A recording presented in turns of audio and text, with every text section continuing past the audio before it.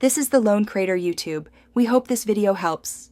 You're starting the verification now. Make sure your iPhone has an active SIM and SMS ability, because iMessage uses your carrier for activation. Sign into your Apple ID in Settings so Apple can link your account and number. Once signed in, go to Settings, choose Messages, and turn iMessage on. Then tap Send and Receive to see what addresses and numbers are listed. This is the first place your verified iMessage number will appear.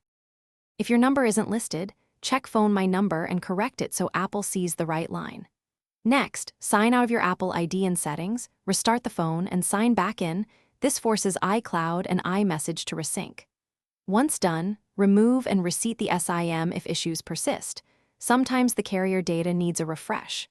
As a more thorough step, use Reset Network Settings to clear stale carrier caches, then retry iMessage activation.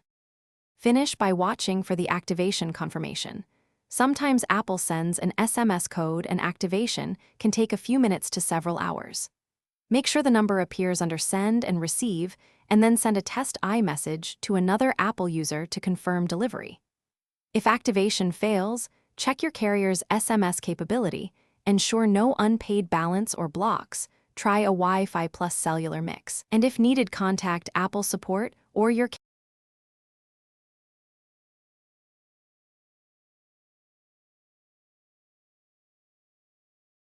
Thanks for watching. Consider subscribing if we helped you.